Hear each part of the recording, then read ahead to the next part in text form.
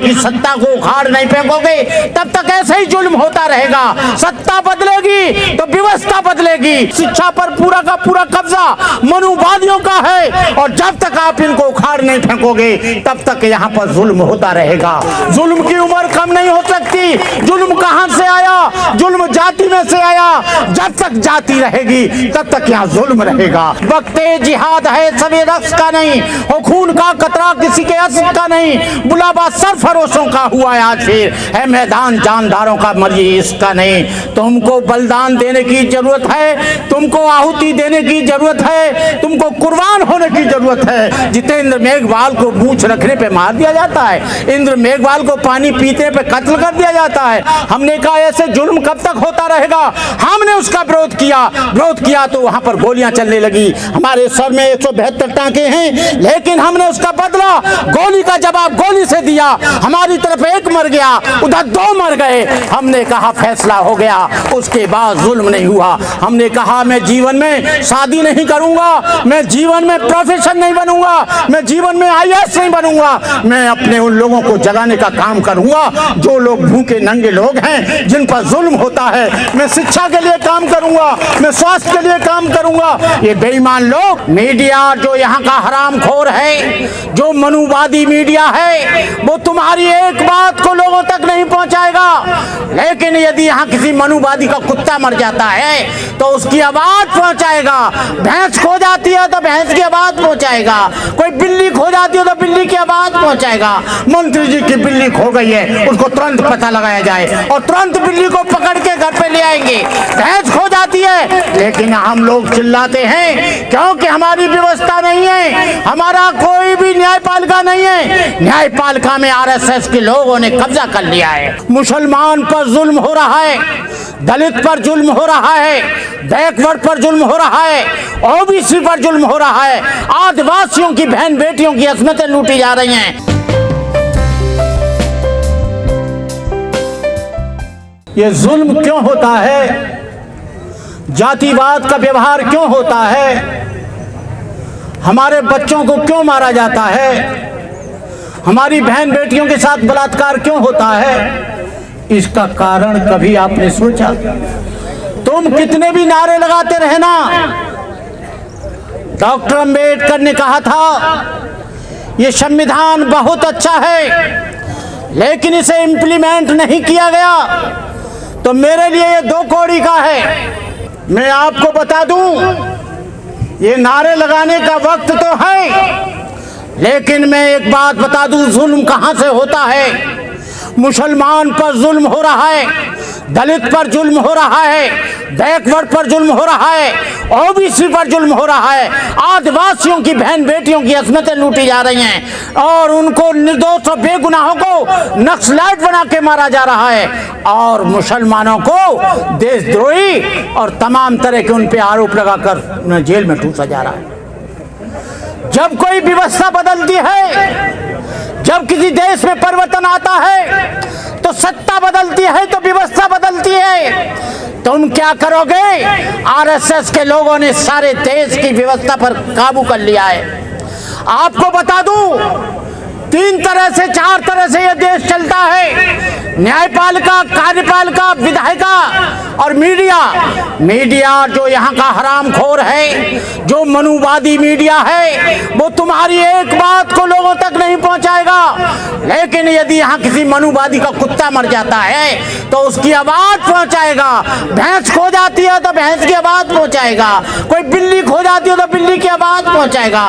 मंत्री जी की बिल्ली खो गई है, उसको तुरंत पता लगाया जाए और तुरंत बिल्ली को पकड़ के घर पे ले आएंगे। भैंस खो जाती है, लेकिन हम लोग चिल्लाते हैं क्योंकि हमारी व्यवस्था नहीं है, हमारा कोई भी न्यायपालिका नहीं है। न्यायपालिका में RSS के लोगों ने कब्जा कर लिया है। विधायिका में पूरे के पूरे लोग वो बैठे हैं। इस विधायिका को बनाने वाले कौन हैं? इस विधायिका को बनाने वाले OBC के लोग हैं। इस विधायिका को बनाने वाले शेड्यूल कास्ट के लोग हैं। इस विधायिका को बनाने वाले SC और ST के लोग हैं।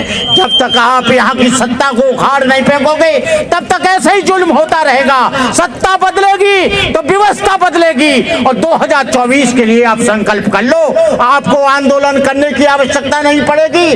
आपका बैकलॉग पूरा किया जाएगा, आपके बच्चों को अच्छी जगह एडमिशन मिलेंगे। इन्होंने बच्चों की फीस को 20 गुना कर दिया है। गरीब बच्चा अपने बच्चों को पढ़ा नहीं सकता। जेएनयू से जो बच्चे तैयार होते थे, जो हायर वहां 200 गुना वहां पर फीस कर दी है। और जेएनयू को खत्म करने का इन्होंने संकल्प लिया है। मुस्लिम यूनिवर्सिटी को खत्म करने का संकल्प लिया है, लेकिन बीएचयू को खत्म ये नहीं करेंगे, अन्य चीजों को खत्म नहीं करेंगे, क्योंकि यहाँ पर शिक्षा पर पूरा का पूरा कब्जा मनुवादियों का है। और जब तक आप इनको उखाड़ नहीं फेंकोगे तब तक यहाँ पर जुल्म होता रहेगा।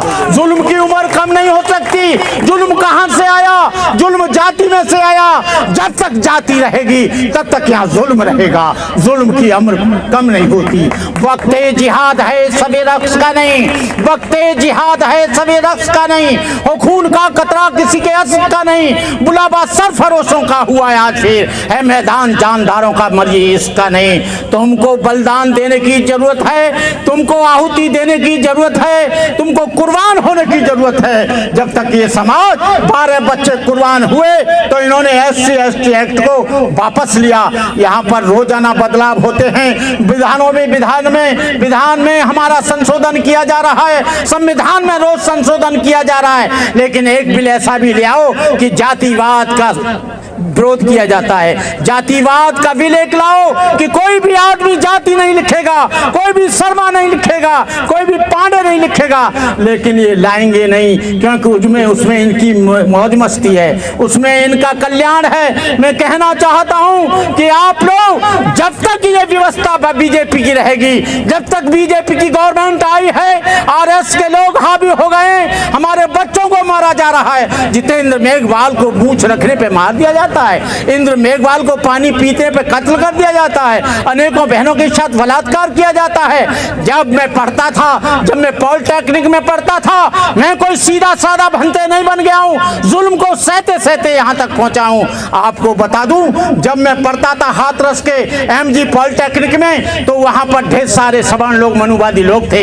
वहाँ पर एक नेम था, शेड्यूल कास्ट बैकवर्ड के लोग बाद में खाना खाएंगे, पहले ब्राह्मण ठाकुर बनिया खाएंगे, और जब बाद में बचता था तो उसमें नमक मिला देते थे, उसमें बालू मिला देते थे। फिर हम देखते थे, हमने कहा, एक लड़के से हमारा साथी था, हमने कहा ऐसे जुल्म कब तक होता रहेगा।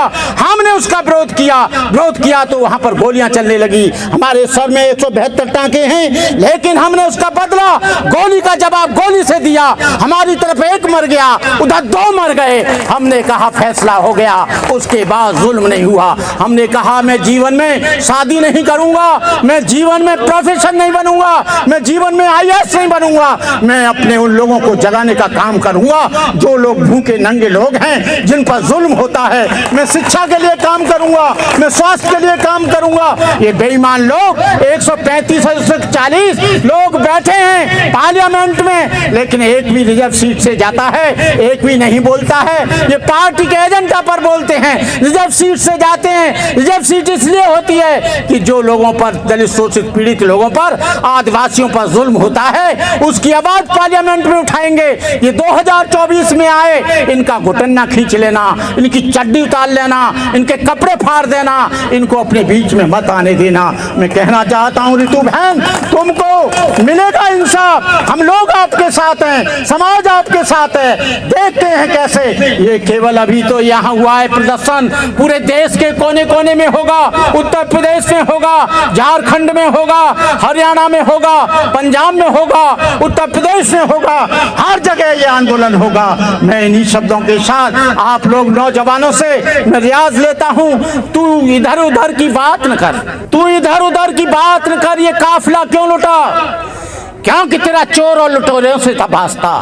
मुझे उनसे कोई गिला नहीं, मुझे दुख है तेरी धोखेबाजी पर, तेरे फरेब पर, तेरी गुंडागिरी पर, तेरे तमाम तरह के तेरी गुनाहों पर। कहने का मतलब यह है कि हम लोग उनको सपोर्ट कर देते हैं, वो चुनकर आ जाते हैं। आप पर जुल्म होता है, 5 किलो अनाज देते हैं, 5 किलो अनाज में सारी देश की सत्ता पर काबिज हो जाते हैं। वो झूठे वादे करते हैं, 15 लाख आएगा, 20 लाख आएगा, 2 रुपया भी अकाउंट में नहीं आता है। जितना बड़ा झूठ झूठा और जितना बड़ा झूठ बोलने वाले ये लोग हैं उतना और कोई नहीं। मेरा इन्हीं शब्दों के साथ मैं तमाम बहनों को, तमाम नौजवानों को, तमाम लोगों को मैं अपनी तरफ से बधाई देता हूं।